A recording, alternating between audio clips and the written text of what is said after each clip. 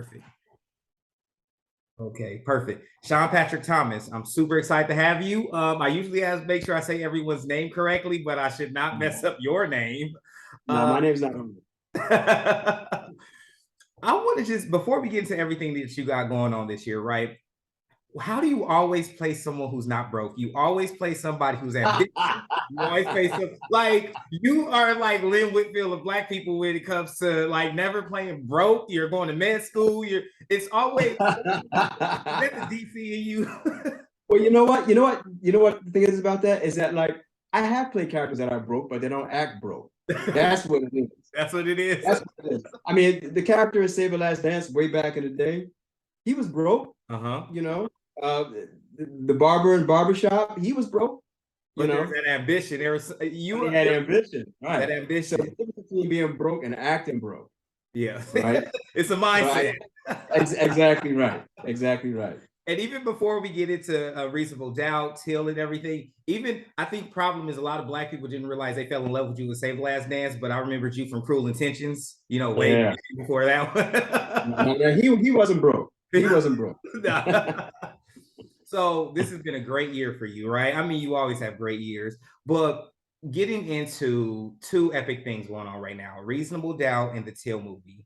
Reasonable Doubt is really great on Hulu because it's just showing this Black ensemble of different types of people, right? Your character is going through this thing of what they've been framed for, multicultural, biracial, all those things, right? Mm-hmm. So getting into this series, what does it mean to you to play this part? For me to play this part is probably one of the biggest acting challenges I've had, mainly because this guy is all over the place. He has so many different angles to him and where he's coming from and what he's trying to do and so many layers of stuff that's going on with him internally that it was a great, exciting challenge to get to play this type of character. But also in terms of how Black men are represented on screen, I love to play this type of character, because, we need to see a Black man that was successful in his line of work and is a billionaire but he's not, corny or like weird, you know what I mean? He's just like a successful dude. Yeah.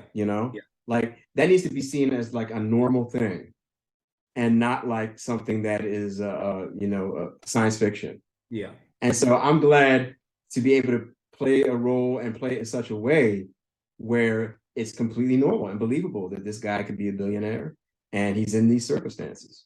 No, and I think that's so important because you first get like, I will say when I first seen him on screen, I was like, he's the one, he's doing his sister like that. But then I just see that it isn't this way. It's like it's the show plays with you, right? Because what we see is that he is so assertive that when I go back, right? I really like to dive deep into the characters of the show and say, well, it's not that this guy was a white man and this was a Black woman. It was because they presented this man first that was going to handle his case, that was going to handle his business. He's more so like, if this is what you presented to me, this is what was presented to me. So I don't care if you are Black, white, female, my eyes aren't on you because this is what was presented to me. But we start to feel first with her, and then we're, it's crazy because we can say that, with first takes, we can sometimes, what's the way I'm looking for? We can misjudge people. Yes. And another interesting thing about that, and the showrunner and the creator of the show, Rama Muhammad, she put it very well. She said both of these characters are used to being the only Black person in the room. And so when they're encountered with each other, they're like, hell, hold on, wait a minute. I'm supposed to be the only one, And so that's on both their parts of kind of like circling each other and sniffing each other out and being like, okay, well, wait a minute, I'm not used to sharing this space, with somebody else who's Black, which is something that sometimes we do to each other in real life as Black people. So that's a very interesting angle to add to what you're talking about. No, definitely. And I think it does have those layers to him, right? Because then you have a white wife, and then you have the one he was having an affair with was a Black woman. So it's just like, okay, what's going on here? Because I think we're Yeah, also yeah, expecting him to be the type where he's like, well, if it's white, right, it's white, or I'm at a certain level, but that's not really it. Then we see like he that's really not just fell in love with this lady, but then he also right. so there's all these things, and I think it's like it really helps us say that just because we see black men in power at certain stages, and if their partner, woman or man, doesn't matter of sexual orientation, if they're not Right. black, it doesn't mean that they went that route looking for it. Exactly right. Exactly right. I mean, some guys do go that route, but you have to check their track record, you know? And so the track record is everything. If the track record is that, then maybe you have a case to, call somebody out.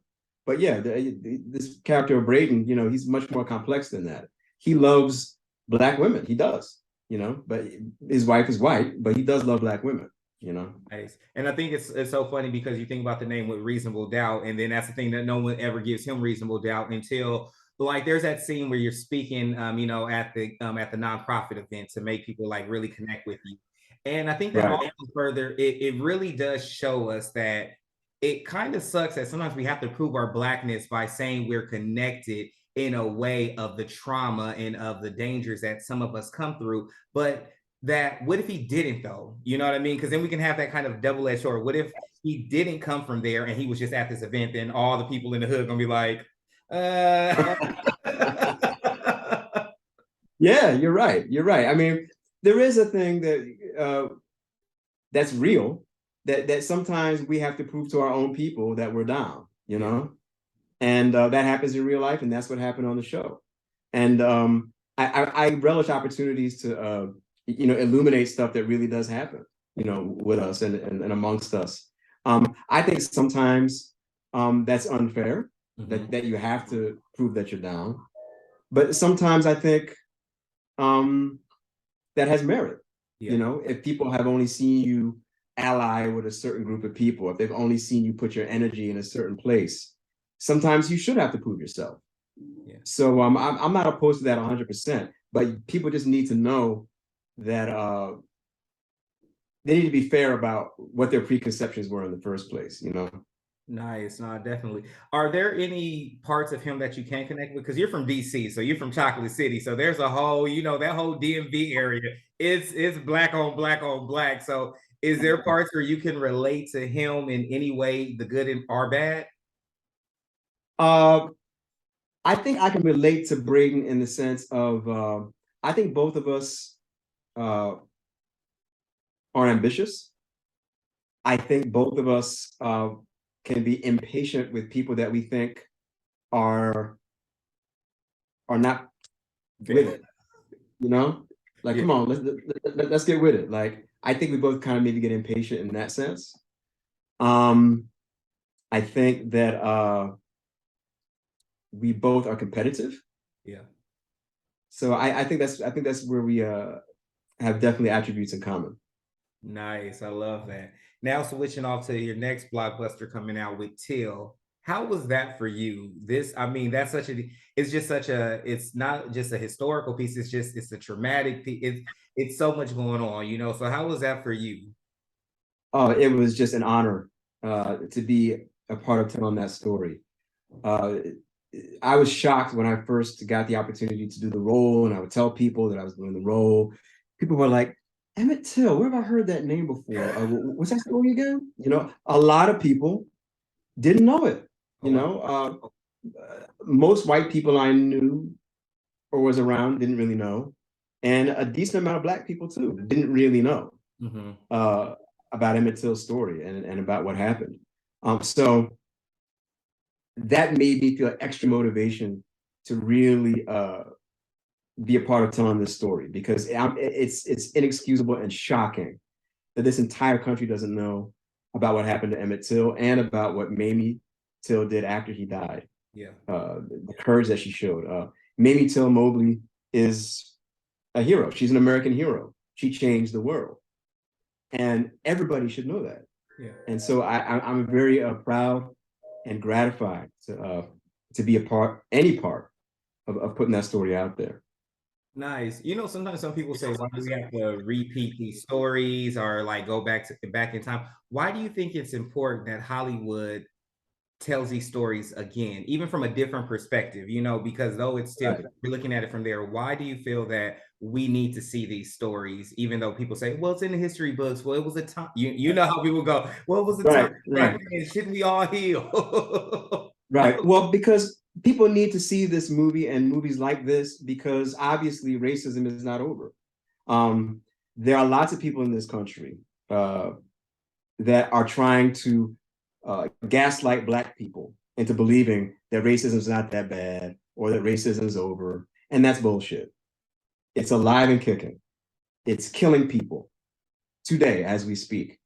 It killed people when we first got off, the slave ships hundreds of years ago. It killed Emmett Till in 1955. It killed Ahmaud Arbery and Trayvon Martin in the current time. It's still going on. It's still real. And this movie is, to me, uh, an incredible opportunity to push back against all of the BS out there about how racism is a thing of the past or it's in your mind. We even have ignorant fools like Kanye West now trying to convince other Black people that racism isn't real. And he has a huge platform, and a lot of people listen to him. And it's sickening that he has that point of view and that he's ignorant enough to spread it. And I'm extremely excited to be a part of anything that pushes back against all of that. Yeah. Everybody has to know that this country has not lived up to its ideals yet. We are not all treated equally. And until we are, we have to keep telling these stories.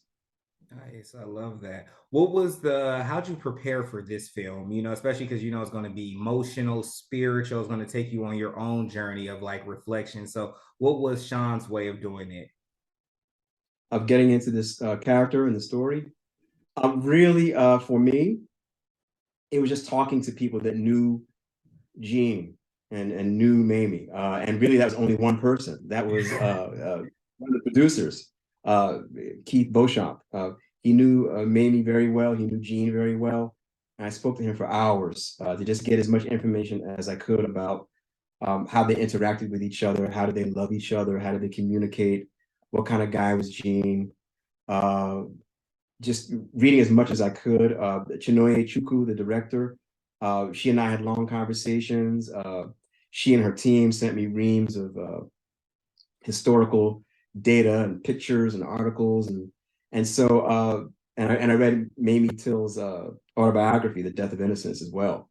And so you just kind of throw all that into the computer, Yeah. along with an incredible script that they wrote, and you just try and tell the story as best you can. Nice. I love that. So we've talked about your two big projects, right? And I would love for people to get to know who Sean Patrick Thomas is. Like, where'd you get your start from? What was this? And how have you sustained such a long career, a successful one, you know, especially in an industry that is tough, that people are giving up every Very day? tough. It's very tough. When people ask me that, I always just say I'm lucky. I really am. Do I work hard? Yes. Am I trained? Yes. Uh, do I have tenacity and resilience? Yes. All of those things. But I'm also very lucky. There are so many talented people that I have known all throughout my time training and working that don't have the opportunities that I have, that are brilliant, amazing people. And so um, I always just default to the fact that I'm just blessed and lucky, and I work hard. And so when you add all that together, when opportunities come up, you're ready. And I think that's basically what's got me this far. Nice. I love because you're so blessed and lucky in this industry. Does that mean you don't take nothing for granted? Like when even when you're turning down a role, have you turned down roles and then is it harder for you to turn down roles or is it easier or is it case by case?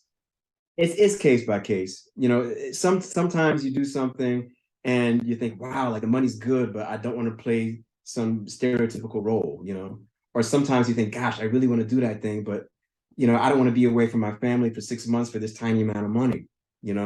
So it all depends on all the circumstances. You know, the bottom line though is really is the quality of the work, and that's what really makes me excited about what's going on right now with Till and with Reasonable Doubt. I'm just so proud to be a part of them. I'm so excited to talk about them.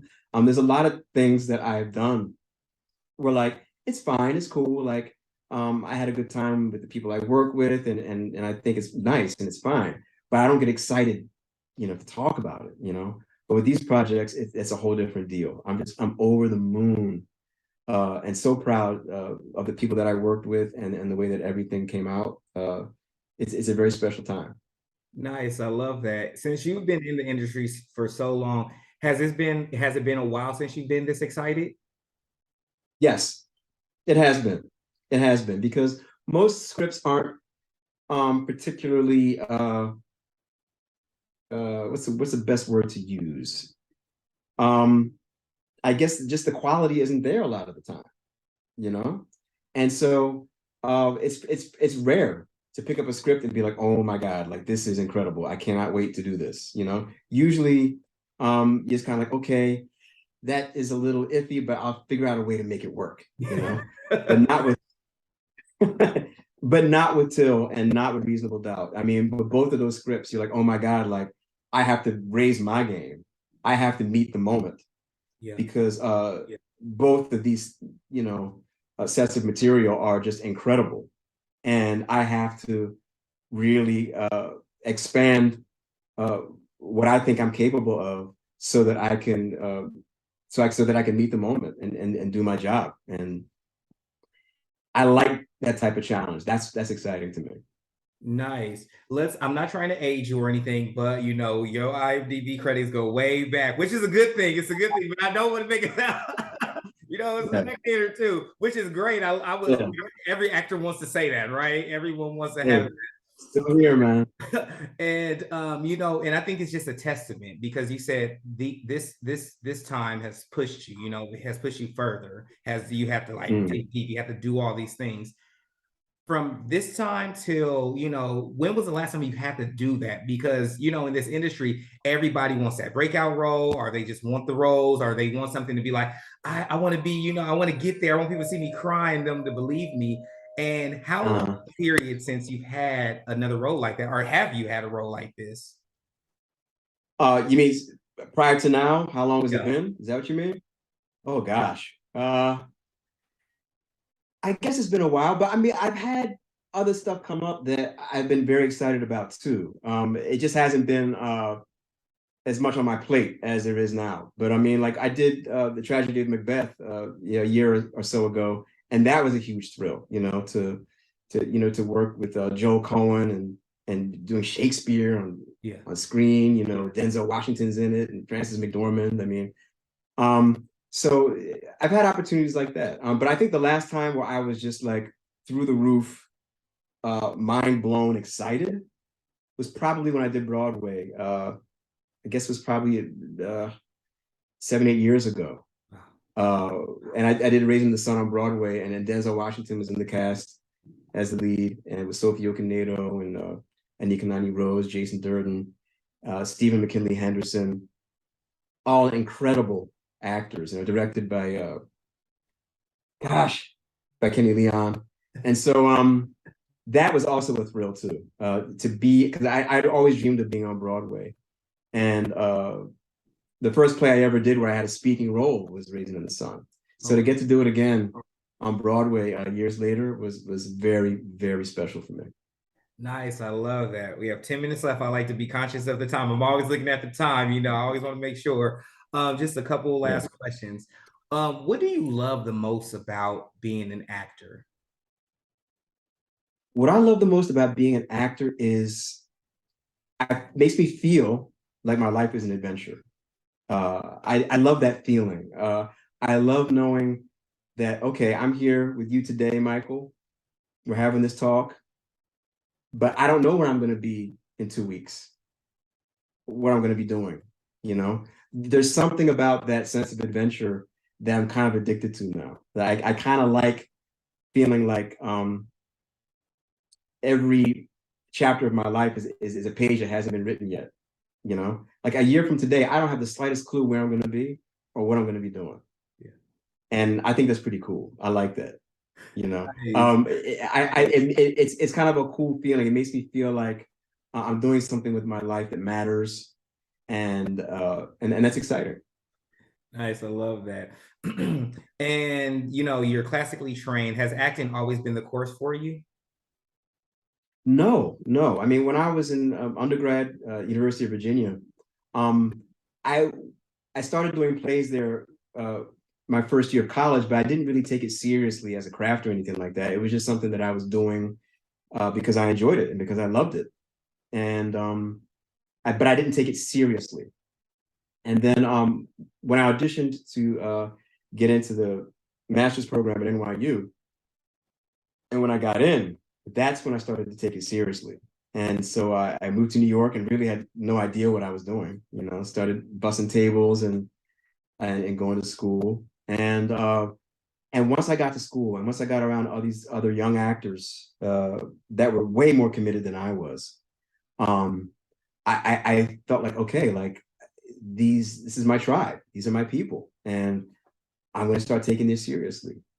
And so once I got started in grad school, get my master's degree with classical training, that's really what kind of locked me into this is what I want to do. Nice. Love that. Last two questions. What's coming up next for you? What's coming up next for me is I'm playing a role in a show called Gen V, which is a spinoff of a show that's very popular right now called The Boys. Mm-hmm.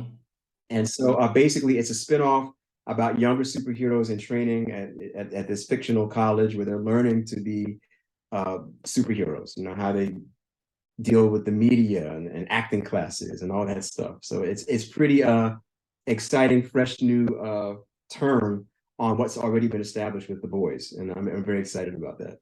Nice. Last question. How do you balance it all? How do I balance it all? I balance it all with an incredible, supportive, 100% cheerleader and co-conspirator in crime, my wife. She 100%, my wife Annika, she makes me think big and see bigger things for myself than I even see for myself. And to have her in my corner in that way is huge, you know, because it's a very difficult career. It's a long road, you know, and sometimes you think, gosh, you know, I don't know if this is gonna work out. I don't know what's happening, and she's the one that's always like, hey, you're you, all right, you're the man. You got this. You can do this, you know, and so to have her in my corner like that is just, you know, I can't say enough about how supportive she's been. And then also, you know, my children, uh, my daughter Lola, my son Luke, uh, they make everything seem like it makes sense. They make everything seem like everything that I've gotten a chance to do, I want to share it with them. You know, last couple of jobs I've done, I've been able to take them with me to like see different parts of the world, and that's how I balance it all by making my family a part of everything. Nice. I love that, man. That's inspirational. I love everything about this. Well, that's all the time we have for today. I've enjoyed myself. I hope you have too. Likewise, man. Absolutely, Michael. Appreciate it.